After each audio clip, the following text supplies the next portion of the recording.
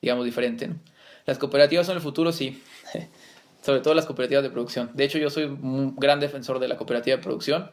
Lean a Richard Wolff. Él tiene un trabajo muy extenso sobre las cooperativas. Lean los trabajos de Perotin. Se escribe Perotin. Perotin.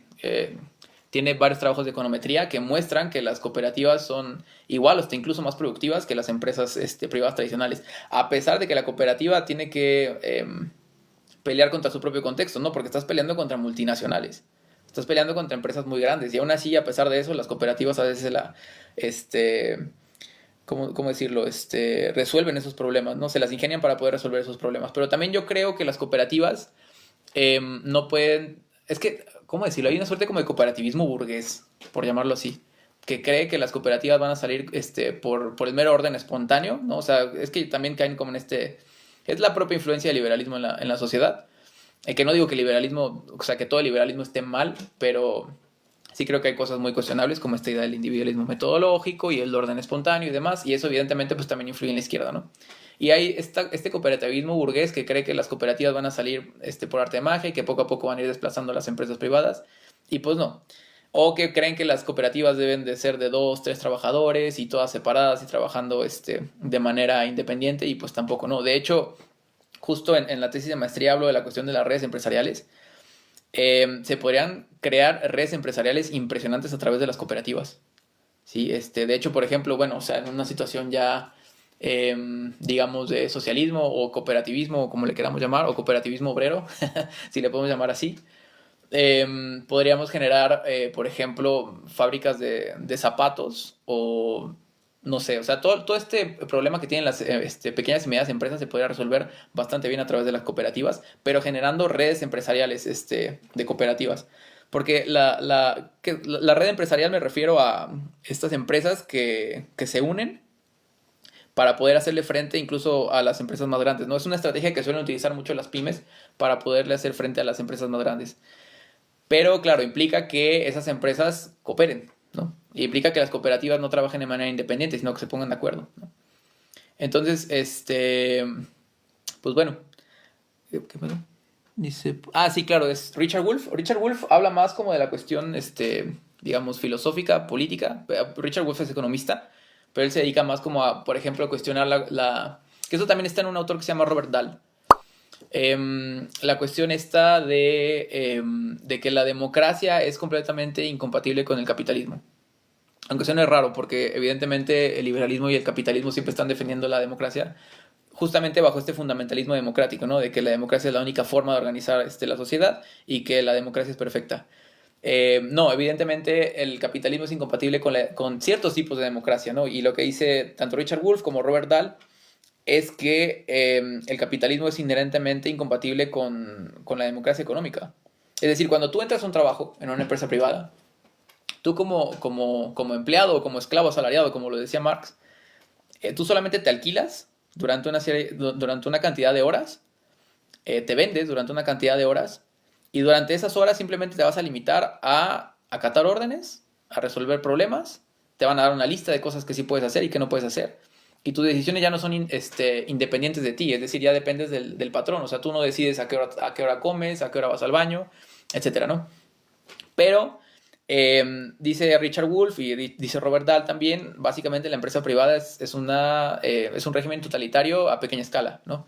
Porque tú como empleado no tienes ni voz ni voto, ¿no? Bueno, depende obviamente de la empresa, ¿no? Porque yo sé que ahora con esto de la gobernanza y demás se incluyen ciertos mecanismos democráticos en las empresas privadas, pero en la gran mayoría de las empresas un trabajador no decide qué se hace con la producción, qué se hace con las ganancias, cómo se reparten las ganancias, qué se produce, qué no se produce, etcétera. Diferente de la cooperativa, donde la cooperativa es una forma democrática, es una forma de democracia económica para organizar la producción, ¿no? Y donde cada trabajador tiene un voto, ¿no? Y todas las decisiones se deciden de manera democrática, ¿no? Por eso ellos dicen que... De hecho hay un meme, ¿no? Que dice algo así como fans de la democracia cuando les hablas de la democracia económica. Sí, evidentemente ese tipo de democracia ya no les gusta, ¿no? Sí, sí, sí, sí, evidentemente. O sea, es un problema que tiene esto que yo acabo de llamar en este live el cooperativismo burgués, ¿no? Que creen que las cooperativas van a salir de la nada. No, evidentemente, y ahí yo sí coincido plenamente con Marx. la clase obrera se tiene que elevar a la condición de clase nacional, es decir, la clase obrera se tiene que hacer con el poder. Por eso, sí, ya lo dijiste muy bien, o sea, las cooperativas, el Estado tendría que apoyarlas. Eh, Esa es otra pregunta. Bueno, ahorita regresamos con el problema de la transformación, lo prometo. Sí, hay un discurso de Marx, te lo recomiendo, Enrique Alejandro D.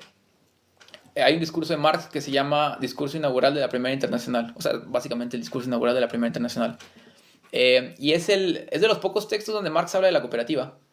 Si lo quieres leer, te lo recomiendo bastante. Ahí queda muy claro que realmente la idea que tiene Marx de organización de la producción es la empresa cooperativa. Pero hay todo un debate ahí. Porque si tú, por ejemplo, lees el Anti-Düring, te vas a... si tú lees el Anti-Düring, te vas a dar cuenta que Engels, por ejemplo, sí defiende que en una etapa muy, muy temprana, primero las empresas sean estatales y luego ya se vayan socializando, ¿no? ¿Por qué? Pero también, a ver, no nos podemos casar con el marxismo y decir que Marx o Engels tienen la última palabra, ¿no? También hay que tener en cuenta el contexto en el que ellos están partiendo, porque también hay que tener en cuenta que en la Revolución Francesa se hizo eso. Es decir, primero se estatizaron los medios de producción y luego ya se les cambió su forma, ¿no? Y entonces ya después se impuso el capitalismo, ¿no? Como decía Marx en el 18 Brumario, ¿no? Napoleón a golpe de bayoneta va a imponer el capitalismo, ¿no? Pero ellos están partiendo de eso, de ese contexto que ellos tienen. O sea, ellos vieron que en la Revolución Francesa primero se hizo eso, primero se estatizó. Se estatizaron los bienes de la iglesia, se estatizaron las tierras, etc. Y después ya. Entonces, hay que tener en cuenta eso, ¿no? Por eso Engels dice eso en el Anti-Düring. Dice, no, es que hay que primero estatizar los medios de producción y luego ya socializarlos, ¿no? Yo tengo mis diferencias. O sea, yo creo que a lo mejor sí podríamos pasar directo a las cooperativas de producción, pero siempre y cuando haya una regulación del Estado y haya una planificación del Estado. Que la planificación, ya hablaremos de eso en el live de mañana, para mí tiene que ser mixta, es decir, tiene que ser, algunas cosas tienen que ser centralizadas o decidirse desde el centro. Es decir, básicamente el centro tiene que dar indicaciones y digamos, la economía local decide cómo llevar a cabo esas indicaciones, ¿no? Pero sí, yo creo que al final es que hay que tener en cuenta también que la empresa estatal no es más que un tipo de empresa que tiene un rol muy específico en la producción. O sea, no es ni buena ni mala, no. O sea, simplemente, y no tiene nada que ver con el para mí no tiene nada que ver con el socialismo. Para mí el socialismo tiene que ver con el trabajo asociado. Pero simplemente la empresa estatal tiene un rol dentro de la producción. ¿Por qué? Porque en la economía hay ciertos sectores o ciertas empresas que requieren una gran cantidad de capital fijo. Es decir, máquinas, instalaciones, etcétera. No es como que un empresario se levante un día y diga, ay, voy a poner una central nuclear. O sea, no, evidentemente requiere una cantidad de capital grandísima, ¿no? De hecho, de esto hay economistas, como el caso de Gabriel Tortella, que él es liberal. Él es liberal, pero él dice, güey, o sea, sí soy liberal, pero reconozco que la empresa estatal tiene un rol muy importante dentro de la economía, ¿no? Sobre todo por esto, ¿no? De que se necesitan a veces empresas estatales para los sectores que requieren este tipo o que son muy intensivos en capital, ¿no? De hecho, justamente si ustedes revisan, por ejemplo, la historia económica de Japón durante la dinastía Meiji, se van a dar cuenta que lo que hizo la dinastía Meiji fue primero crear las empresas estatales grandes y después las privatizaron. Entonces, pues bueno, o sea, simplemente eso, o sea, no hay que casarse con la empresa estatal es solamente una herramienta. Tiene sus beneficios, también tiene sus contras, obviamente, pero no es sinónimo de socialismo, o sea, de hecho esto lo dice Engels en el Anti-Düring, ¿no? En Alemania está surgiendo un falso socialismo donde el Estado se hace con los medios de producción, ¿no? Para mí sí, para mí va mucho más dirigido con la cooperativa. Pero bueno, ya que resolví las preguntas del chat, voy a regresar con el tema de la... ¿Qué dice?